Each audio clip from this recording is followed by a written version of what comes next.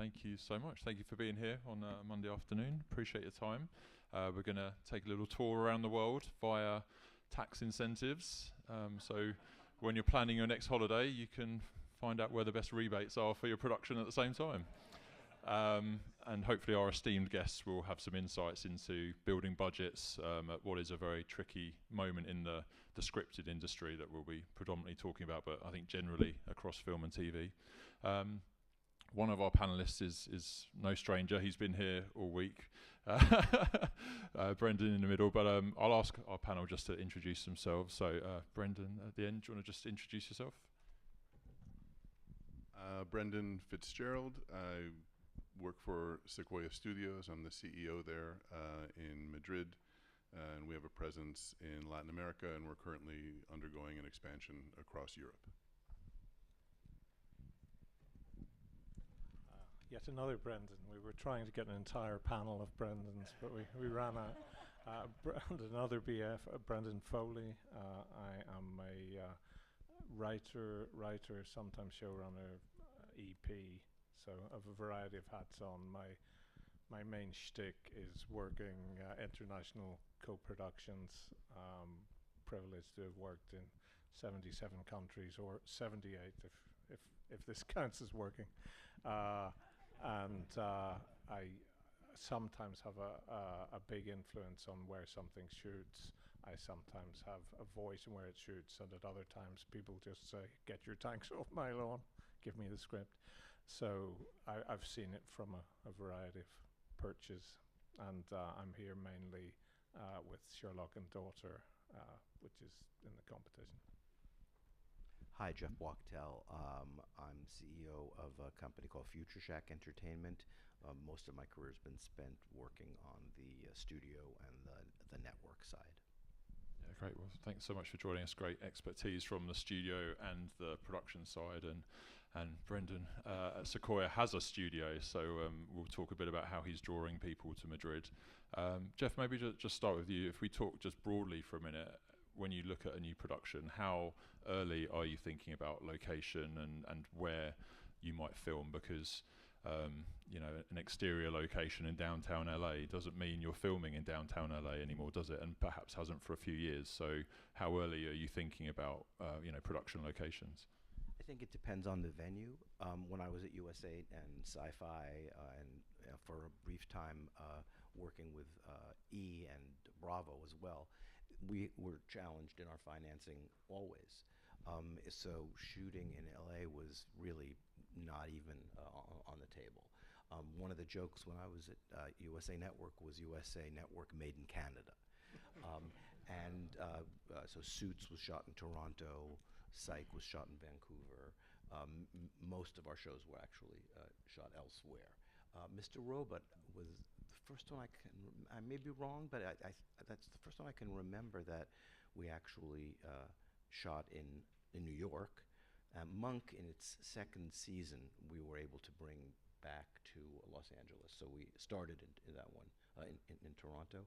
It's incredibly important. It does depend on the venue a little bit. I think if you know that you're going to be at a high-end streamer or HBO perhaps, the budget may be big enough for you to manage to shoot it actually where it's written.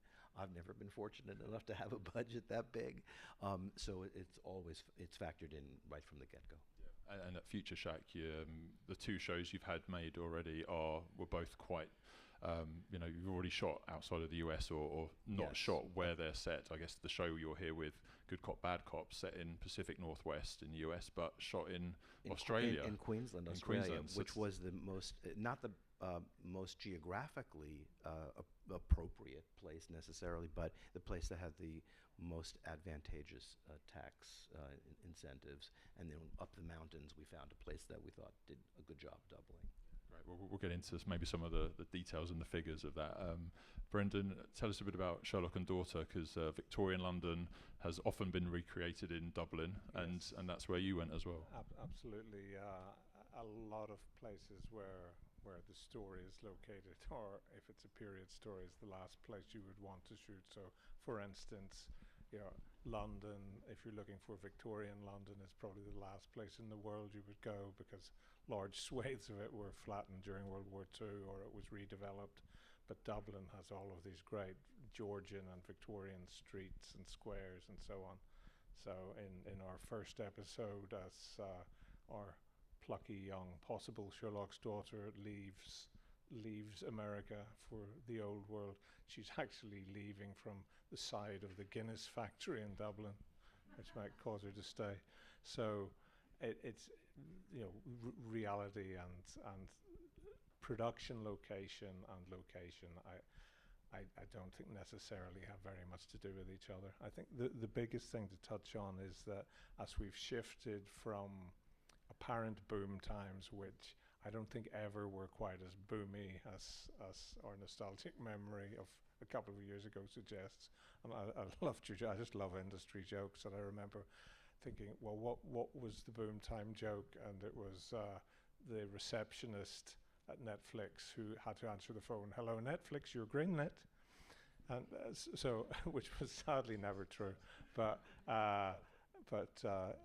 in comparison to now, things have obviously, we all know, really tightened up. So when people are deciding where to go, the good news is that there's a little less of the, you know, ridiculous excesses of, you know, I went on holiday here 3 years ago and there's a lovely place I want to shoot. There's not very much of that. The bad news is that the budgets are so tight and it's so hard to get a yes for anything that you start sort of self-censoring in a way, and looking at things very early on as to where could this shoot, and that will have an influence even before you get an anchor broadcaster on board. So I think it's great to keep an open mind for as long as possible, or to have a short list of where you might land for this particular genre, climate, crew needs. So I like from a very early stage having a sort of comfort blanket of it's probably going to be one of these 3 places, but then leaving that decision as late as possible so that you can, you know, no one can account for, you know, suddenly we have arrived in tariff land, or maybe we're not in tariff land, and such big tectonic changes in the industry that it's probably best to have a little bit of caution to make the decision as late as possible. Can you reveal what other places were on the shortlist for? Oh yeah, for absolutely. Sherlock? Well, I can talk about, you know, if you talk about Dublin, so Ireland has this terrific tax break. It has a very good crew. It is not cheap. It's, you know, I'll probably be assassinated by someone saying, yes, we're very cheap. But so it has those things. So many series like trying to Miss Scarlet and the Duke, for instance, first season shot in Dublin, next 6 seasons shot in Serbia, I think, and they did it. You know, it worked in both cases, but for them it worked to move, and I know they're very happy, and you know their sort of home is now Serbia. For us, we looked at Republic of Ireland, UK. We looked at several places in Eastern Europe, actually including Serbia and Bulgaria. So you end up, as long as you're not driven by spreadsheets, that's I think the great plea for this is that as you enter tough economic times, you know, the accountants come into the ascendancy and the creatives are sort of going down. The very first piece of advice I was given landing in LA, and I wish I'd understood it then, was, look kid, this is show business and there's more letters in the word business. And so and that's, you know, that's still true to some extent, but we've somehow got to keep to what's best for your series, rather than, you know, we sit up here and say, well, actually the northern slopes of Macedonia are looking very good now, and everyone stampedes off there. So Great. And Brendan, I mean, as a producer, first of all, how are you thinking about where your productions are based, and is it always going to be Madrid because you have such a great sort of studio facility there? I mean, we try to drive all of the interiors to Madrid. We have 12 sound stages. We have the second biggest equipment rental company in Spain. We have an LED stage. We, however, understand that the tax credit cannot drive all of the decisions. If you can't get the shot, 100% tax credit won't bring anybody there. We are building a backlot in the Canaries, and between the environments of Spain and the Canary Islands and our presence in Colombia, we can pretty much pick up any sort of topographical, geographical areas that are on the planet. And we have a very robust tax system. We're now looking at a point where how do we stack these tax systems? So in Spain, you're guaranteed essentially as an American production coming over with English-speaking cast with blue passports, 24%. And that will go all the way up to 25, 52, and 65% if you're shooting in Basque in one corner of Gipuzkoa. But there's an upside and a downside to the three schemes. None of it ever gives you the percentage that's on the brochure. It's always a little bit less. But the important thing is to get the shot. And in terms of stacking, we found a plan to, if we do 80% of our days, for example, in Colombia and 20% in the Canaries, we can get to 52% on an overall tax credit. But again, it's the crew, it's for international shows, the depth of English, not just at the HOD level, but can you continue to speak English all the way down? And then we are very, very fortunate in that it's nothing against Serbia, but it's easier to convince an actor to come and spend 60, 90 days in Spain than perhaps in other parts of the world. Yeah. Can you tell us, Monte Cristo was one of your shows, can you tell us a little bit about that one? Monte Cristo is a show that we shot in the Canary Islands, and it's a Spanish show, so it has to qualify, for example, under ICAA in order to get the tax credit. And our art design people did such a good job that we were rejected because they said that scene, at least that scene, was shot in Cuba. And we had to prove to them with call sheets and cost reports and everything that it would never left Cuba. But Monte Cristo, but also on our lot, Society of the Snow was shot. It was done in the Sierra Nevada mountains in the southern part of Spain, and then the rest of it was done on our lot. So we can really deliver almost anything you need. So. And Brendan touched it on there, Jeff, in terms of crew and other factors. I mean, when you are looking to film in Queensland, perhaps, what are you looking for in terms of numbers or in finances, but also other factors that would mean you decamp there for up to 8-9 months of the year? You want it to be a nice place. But you know what, people are there to work. And it's funny because I know that this panel is business content, and the three of us, well, no, Brendan is a show creator, but Brendan and I, are more on the business side of show business. But I think you're going to hear from almost anybody in our position that if the deal is the first thing in your mind, not much good is going to happen. And if the creative is the first thing in your mind, you can work at getting the best possible deal. So I don't think anybody really wants to force location or any other exigencies on something. You just need, because let's face it, it's hard to create anything wonderful in the best of circumstances. Queensland specifically was, it's gorgeous. The crews are incredibly hardworking, and there was a favorable tax incentive. And we did some second unit in Pacific Northwest, but we thought we did a pretty decent job. And one of the fun things I realized over time is that you don't really have to make it look like the place looks. You have to make it look like people think it looks. We did a miniseries called The Starter Wife with Deborah Messing at USA Network about 12 or so years ago. And, we couldn't afford to make it anywhere near California. And ultimately, Australia was what we had to do. And the Gold Coast, which had better sand dunes and more gorgeous ocean than Malibu does, and everybody thought it was in Malibu, and I was like, well, Malibu wishes that it looked as good as Queensland. It was kind of aspirational, but no one questioned if we were actually in the place of their dreams. Yeah. And it goes beyond to the cast as well, didn't it, on this show? Can you tell us a bit about, there's some secret Australians in this American series? In order to access the tax credits, we were as Australian as we possibly could have been. I'm not sure if you've seen Good Cop, Bad Cop. Leighton Meester and Clancy Brown are the only two Americans. John Quaintance wrote the script for me actually at USA Network a while back, and his very smart agent at CAA called me when I started the new company and said, "You always loved this script." I'm like, "Yes, I did."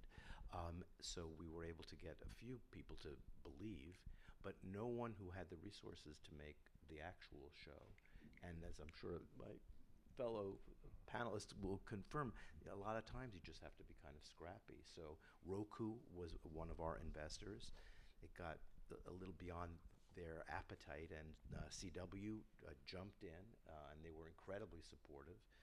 We still couldn't quite get there. We thought Canada, but maybe the tax credits are a few points better, and the cost of production is a little bit lower. But for a little company, that $100,000 or $200,000 an episode was quite significant. And then the Stan Network, which I don't know if you've seen, but they're just a delightful bunch. They're really very active and smart. The woman who runs their production used to run film festivals. They're just great partners. And then ITV came in. So we had 4 separate financiers on this one. Yeah, I mean, that's reminiscent of Sherlock and Daughter, isn't it, Brendan? It's a hodgepodge is probably a harsh word, but it's a mixture of broadcasters and... Scientific hodgepodge. Yes. Yeah, I think the more international you become, the more pressure there is on budgeting, the more you have to have a lot of moving parts. I don't think anyone would say that any machine, its average success is based on how few moving parts there are in it. So the inverted commas easiest way, the US broadcast studio system has all sorts of advantages because you're the servant, in the past, servant of one master, and if the budget goes up or down, you ask daddy whether daddy will crack a checkbook again or not, and they can say yes or no, and then you have a job of re-engineering to match that, or rewriting, or changing your production location. But that's not the world that we live in now, and the United States has this massive hunger for high quality shows that don't cost them the earth, and CW is a great example as well. Great partners to work with, but they're working because they're the smallest of the networks. They're having to work really hard. They don't have the same numbers to invest that maybe Sony could do at the drop of a hat, but they will choose carefully, and they'll support it and be enthusiastic about it. So just to me, it just boils down to pick your partners carefully, and the reason these two have a much more of a producer hat on. I'm a creative EP, but they get the work because people know that if they go to them, it will not end in tears, or they will fight very hard to make sure it doesn't end in tears. And that's so important when you're in a period where the budgets are shrinking and nervous TV executives are looking over their shoulder and wondering, will I be here next? So as an industry, we're all looking up at, these are the people who can say yes or no, but they're all looking over their shoulder. Oh, it's true. I mean, Jeff and I think if you combine the time, it's probably more than 40 years at Sony between the two of us. Sony. Yeah. The days are gone when you have a $10 million budget and you're trying to see where you can save. I think you're starting now at 2. You're starting at 2.5, and you're seeing what can you do well before we get to the tax. The left-hand side of the budget, more and more, is driven by pure common sense. Then, depending on where you move, those numbers on the right-hand side of the budget become smaller. And that's the work that has to happen before the tax sets in. Then finding probably one other partner, so two, a commission and a pre-sale, then apply the tax, and then we or other people can step in and cover the gap. You have one governmental partner, two clients, no more than two clients, no more than two clients, two clients. And then you're off to the races. We can now greenlight a show if 40% of the cost of production is covered between the tax and our network of partners. But you have to start by building up from the bottom these days. What impact does that have on the creative then, in terms of, you know, you have a story, you have a script, but you're playing with a small budget that you're trying to build? How do you find a balance perhaps on that? Everybody has to be more creative, not just the writer. Everybody has to be more creative to get this done, and you get a show made, and you get a show delivered, and then you get a new order. That's it. Also, I think it opens up the possibility to newer folks. So people it's their first shot or their passion project are more willing to do what sometimes needs to be done. Television's compromise, always. So you better start with a lot of passion, because you're going to face a lot of compromises over time. And I think when people are earlier in the mix of their careers, the opportunity seems great, and is great, and it seems great. Someone who's had 2 or 3 shows or made a lot of money or whatever, may be a little bit less willing to accept some of those compromises that you have to make in the co-production scenario. I'm curious, how would you define co-production? When you hear that word, co-production, what do you think it means? Well, I guess it means, you know, more than 2 or more partners coming together on a show, financing predominantly. I think co-production, you know, relates to the finance. You hopefully have a shared vision for a show led by a writer, showrunner, and then you pull your financial resources together to make it. And increasingly more than 2 or 3 or 5 partners now, depending on what kind of budget you're going. Are those $10 million budgets still achievable, or is that just... Sure, I mean, they are more out than there. that. The rumors of some Amazon series were 25, 30, maybe With 50. some wizards, maybe. Yeah. Compromises, Brendan, have you had to compromise? Yeah, for me, I'm the grumpy curmudgeon who has made a few, and no, I won't play. In reality, I think for some of us, you actually get more willing to fight to preserve the soul of something. It's not about whether, you know, this scene was set at the top of a gum tree and you don't have a gum tree, so you know, no, of course it can't be at the top of a sycamore tree. That's outrageous. So provided you choose your fights, keep hold of the soul of something. But I suppose the play I'd make on the creative side is I never ever mind tweaking and rewriting. It's much better to do it.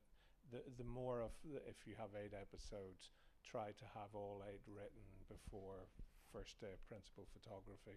We're very used to doing that in Europe because most things are being, you know, block shooting, so you're shooting everything out in one scene if you can, in one location. That makes an enormous difference to the budget, whereas there's more largesse, and traditionally in the States you can have a standing set sitting there for 6 months and just retreat into that when you need to, but that costs a lot of money. So for me, just try to get it right as early in the process as possible. Then if it needs to change, it needs to change. If it's in the middle of a shoot, if you're galloping, that's fine. Actually thrive on that. But try not to be turning it inside out in the middle of a production, because if you do, if you're block shooting, you've shot, you know, bits of episodes 1, 3, 5, and 7, and you're then re-engineering the bits that you haven't shot, and you can sort of tell where you can still see the joins even if you're if you're doing it cleverly. So the more you can have everything locked on first day of prep, the happier the creatives are. Absolutely. Can you maybe tell us a bit about the new project you're perhaps going through this on at the moment with UK, Spain, Portugal, Angola? Yeah, it's an interesting among one. the locations. Yeah. So that's a case. Very early days. Private equity, which is into it in a big way. It's based on. It's called the Angolan Clan, based on IP from a sort of airport novel bestseller. But it's two women who inherit a company from their slightly dodgy, one of them their father-in-law, the other one is a housekeeper for this person, southern Spain, and they inherit half of a diamond company each, but they also discover they inherit all of the sins that created the diamond company, and the people who were previously out to kill the owner are now after them, and they have no idea. They're sort of babes in the wood, and this is just whippy. We've inherited a diamond company. How cool is that? Until people start trying to shove them off tall buildings. So that is based on the Portugal, Spain, London, and Angola. Portugal and Angola are mostly the sins of the fathers. So in Portugal, it's the 1970s Carnation Revolution. Angola, it's the civil war and the blood diamonds. So that gives you, 4 main locations, 2 time periods, 1970s and present. So we were very lucky that the private equity paid for the entire thing to be written and budgeted, which is another sign of the times that people want to give themselves the edge. So sometimes people will risk that investment in development. And so it'll be interesting to know from my colleagues, but you could see in your world, you can see, well, we could shoot all of that in Spain in a heartbeat. You've got Portugal, Spain, Angola, London interiors, maybe a little bit of second unit or a bit of second unit in Angola. You could have, if you were passionately wanting it to be mainly, a big chunk of it in Angola, but you're going to have to pay the ticket to do that. So you might have private equity coming from Africa, for instance, in that, or you would get someone in South Africa who will say, "Gives a job, I can do that." So there's so many ways to go. Portugal will usually say, "We've got great, we're cheaper than Spain. We've got great crews. We've got most of these places." The story is partly truthfully set in Portugal, but I think you just have to keep an open mind but certainly it would make massive sense to me for Portugal and Spain to do the heavy lifting in this. So that it's just an interesting example of where you're. Are you shooting in Angola? I'd love to, but I'll probably be sort of carted off in a straitjacket for suggesting it when the accountants start lining up for how much. But I'd love to, for the veracity of the story, at least do some second unit. But there are places, even in terms of actors, there are lots of Portuguese, Angolan-speaking actors in Portugal, and you need the story has multiple ethnicities, time periods. So it's sort of a matter of seeing where makes most sense with enough honesty, rather than necessarily ticking the boxes of everywhere that the story was set. Yeah, absolutely. Brendan, are you kind of, from your position, are you out there trying to pitch Spain, Madrid, your studios to bring productions in? How does it work from that side of things? Well, we've set up a system of pods around Europe and Latin America, where we do a first look deal. Here in France, we recently signed with Sydney Galland. And we set up these pods, 10 of them, where the executive producer has to come up with a number of shows to pitch to us each year. And they have to fulfill 2 boxes, 2 qualifications. Something that he or she can sell into their country or culture or market, and that we can shoot 20 or 30 or 40% of it either in our facilities in the Canaries, in the peninsula, or in Colombia. And that immediately precludes a global buyout, so we're already setting up a co-production between a broadcaster or platform in their territory. We will then seek out a pre-sale, might not be Spain, might be somewhere else, apply the tax credit, and then fill the gaps. And so that immediately sets us up, not only trying to feed the infrastructure that we have in Spain, but it opens us up to new production models, new partners, new voices, new writers, and it's a great way of ramping up volume without putting the quality at risk. And so the pod system has solved a lot of issues for us there. That's right. And just when you look at your competitors, if you'd call them that, where places like Hungary, the Czech Republic, Ireland, Canada perhaps come to mind as the legacy locations you'd go to for good tax relief. Where are they still the front runners? Or, I mean, where are you seeing your competition from in terms of bringing business to Madrid? We lose a lot of post-production business to London, and from the US we lose a lot of co-production business to Australia. I think if you're sitting in Burbank and you look at a map, Australia looks like it's close. And I think that there's still an issue of, from a studio's perspective, large distance is equivalent to a reduction in control. And I think that's something that we're going to have to battle. We're pod-wise, we're covering the 5 Nordic countries, Germany, France, UK. So we're in business there. And so we are automatically taking advantage of the tax credits in those parts of the world. So. Fantastic. When we sort of think about tax credits, it sounds great, saving money. What are the things we should be wary of that perhaps means that the cheapest price isn't the best deal for your projects? Jeff, what are some of the pitfalls perhaps that people should avoid? It's a great question. I can't really think of pitfalls other than just not compromising the vision.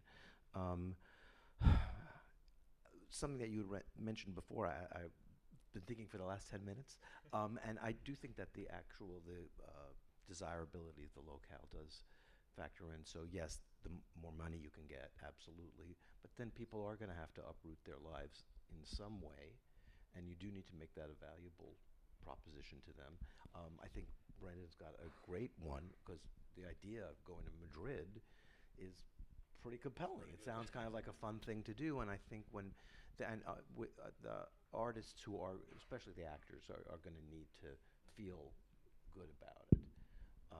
But the tax credits is just part of the equation. It's just what network do you want to be at? Different ones might offer different license fees. And then what place do you want to be at? You have to measure in the cost of production and the tax credits together. Brendan, how do you ensure that you can offer the best overall experience for a production, regardless of how much they might get, off the price fee? One of the objectives that I set with our owners at Secuoya is that in 3 years, I wanted Secuoya to be considered the most talent-friendly studio in Spain. We did not have an excellent track record on that front. And I think that we really need to be, I think everybody needs to be going for commercial quality these days. You can't just phone it in anymore. You will be out of business in 3 years if you are not really going for the best. And that does not mean more money. It means the right partners. When you find a partner, stick with that person. If they're a writer, if they're an actor, if they're a production partner, you're going to need each other. And the world is getting smaller and smaller. And I refuse to believe that we're in a crisis at all. I think that we're at 72% of peak TV. And if we are in a moment where it's stable, and we're only 72% of that moment when the planet created the most audiovisual content than it ever did in 100 million years, that's not such a bad place to be. I love the fact that our clients and Secuoya are both on a profit and loss now, as opposed to us being on a profit and loss, and they're being measured by Wall Street bond issued subscriber growth. That was just unfair. And now we can have a conversation. And it's a little bit like these electric cars that you use in cities. That's our model now. Pay for, you don't care whether it's a Renault or whatever. You just want to get from Maple Street to Main Street. Pay for that, and we'll tell you how much you need to give us for that, and we'll take the rest of the cost and we'll find it in the rest of the planet. You know, Brent is a more sophisticated businessman than I am, so I defer to that. But I'm a little bit less sanguine. I really do think, from a Hollywood base, we were at a peak, but then everybody got hired, and then everybody got fired. And so even though arithmetically there's probably as many shows as there were or more before that peak spike, the sense is not that. Everybody's operating, I think, for much more fear. The Writers Guild announced that there was a 42% drop in scripts between 2023 and 2024.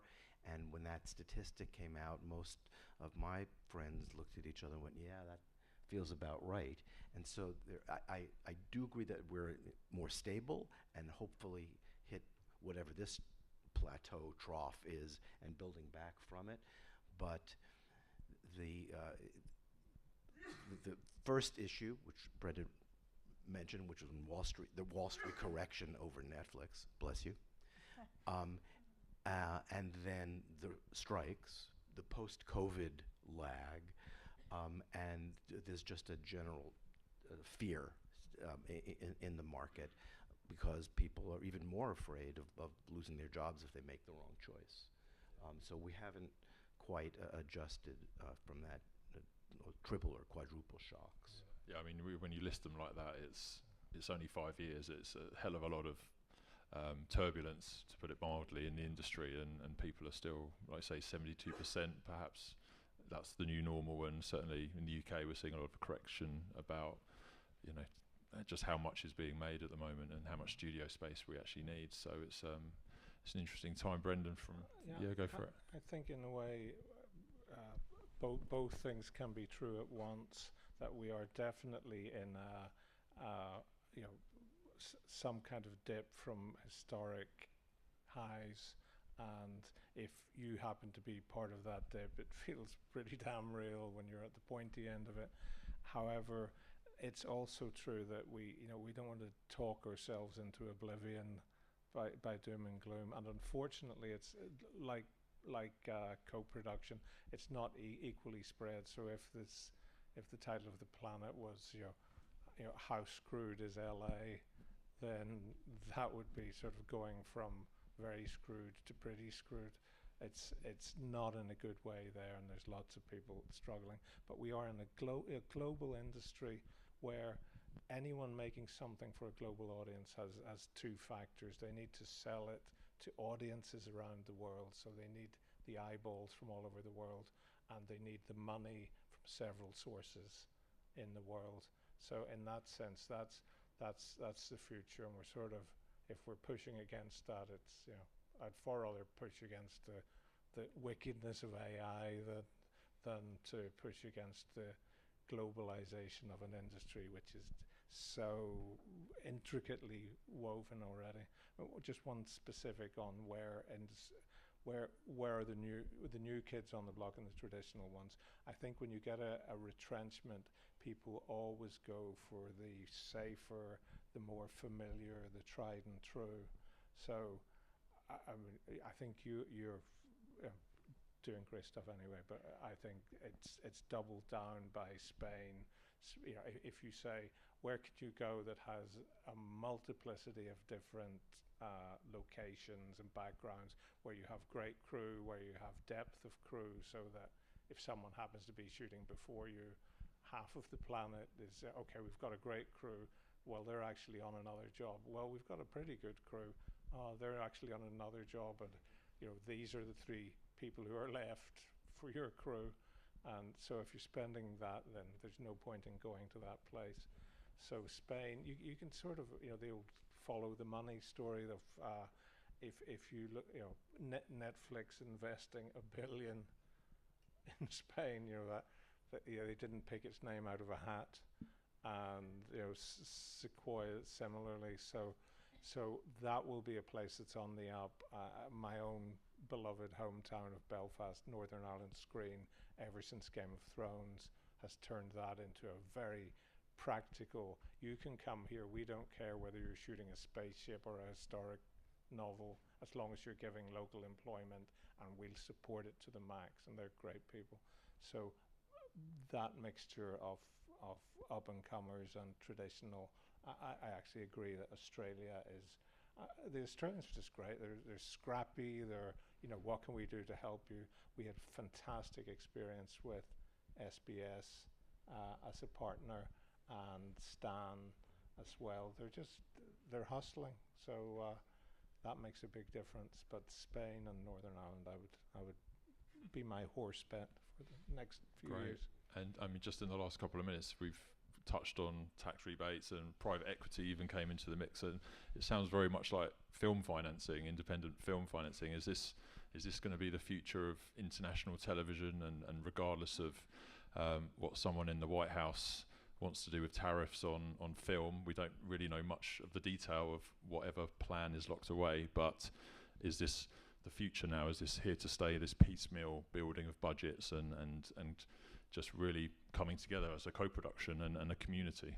It's so interesting you ask it. That was a subject of discussion at dinner last night, and I think absolutely. And to Brenda's earlier point, the upside.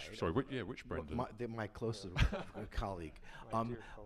It was the challenges that Hollywood is facing now mean that the arrogance factor is perhaps lower from those buyers, and the desire to work with others is enhanced, which is new, right? You were talking about how it used to be 70-80% of your budget would come from the network.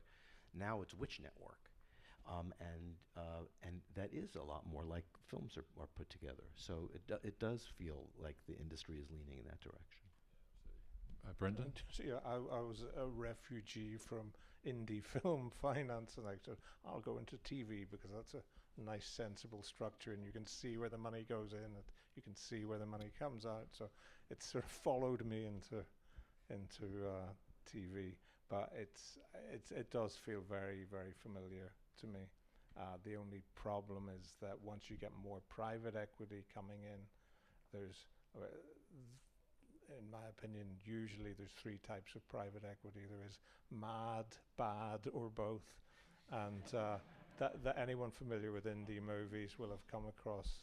My very first international co-production, I was offered the entire budget with one condition, that I had to pick it up in suitcases at Schiphol Airport, which I sadly passed on. So I don't think we're as bad in TV as that, but the more desperate people get to have get their project away, the more they want to believe. And you actually, like these guys, you have to keep your feet on the ground and work with people you trust, who you can see have done it at least once.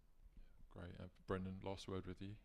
I just think the smarter you create your budget, the less you leave yourself prey to mad and bad and having to put corporate branding in and having to go to a place where the tax credit means you have to give 40 individuals with that passport at least 2 lines, and that's an actual requirement in one country. That impacts all smart budgets. I mean, we will do this year 80 episodes with an average of below 2 million euros an episode. And so when you're at that level and you're making good shows, you're going to find the money. You can find 2 million for an hour of television. Fantastic. Great. Thank you so much. Yeah, okay. I wasn't sure if you were going to do it. So yeah, we've got a few minutes for questions. If there are any questions in the room, please. Yeah. Hi everybody, I'm Daniela Scalia. I'm a producer as well, and I was wondering if it's really impossible to integrate the location in the narrative, meaning to shot in a place that is part of the narrative. I really loved your good cop, bad cop, but knowing Australia, I would have loved to see more. Then I said, it can't be more because it's different from the northwest of, You know, of it's the a dance USA. it's a dance that you're doing with your financial partner. So we did a show for Netflix a while back, and one of the caveats of it was we don't want it to look like it was, you know, an Australian production. It was like, okay, well, it will be, but okay, we'll do our best. And sometimes you have to kind of walk the line. The other show we're doing, which is called Murder in a Small Town, we do for Fox, is a little more ambiguous. It takes place on the Sunshine Coast. Well, there is no Sunshine Coast in the Pacific Northwest. It's actually in Vancouver, but the license plates are from Washington State, so you can kind of pick your poison.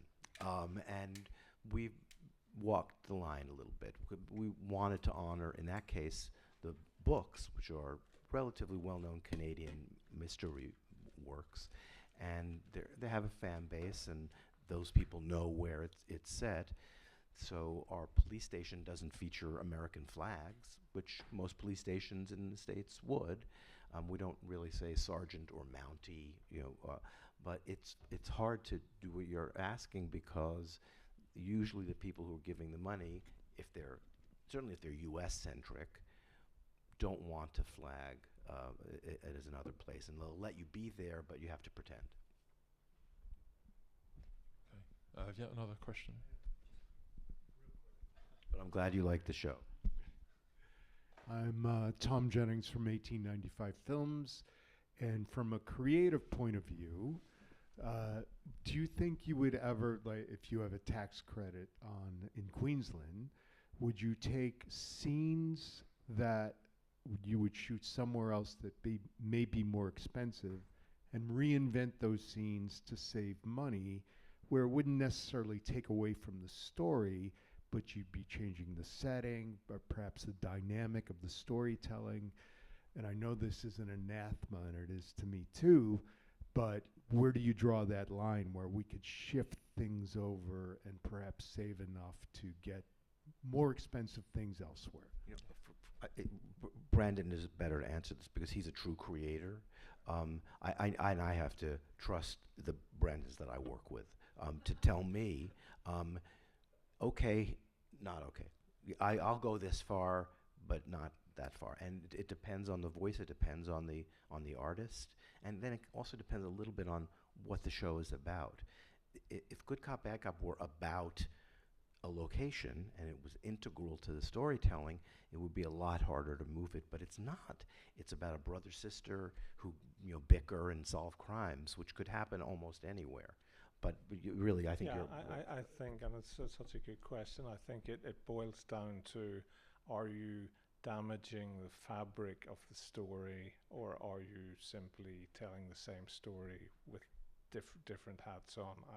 I must admit, I've become more and more pragmatic along the way. So, for instance, Sherlock and Daughter, we knew there are super fans of Sherlock and Daughter who.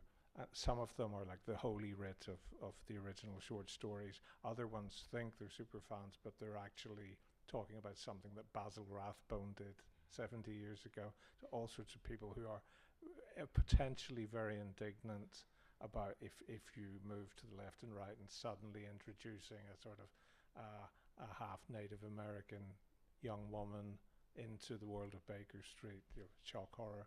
But that to me is saying you keep it real in terms of, so we have a very traditional Sherlock. It's set in Victorian London, but we crash land a thoroughly modern young woman into that world. So that works. So when I was being battered over that, I researched Sir Arthur Conan Doyle. Someone sent him a letter in his old age in the 1920s saying, would you mind if for the first stage version, if we married off Conan Doyle, that he fell in love and got married, and Conan Doyle cabled him back, marry him, murder him, do what you want with him.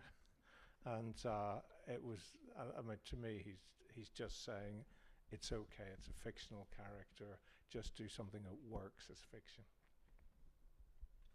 Okay, well, we're out of time. Thank you to the panel.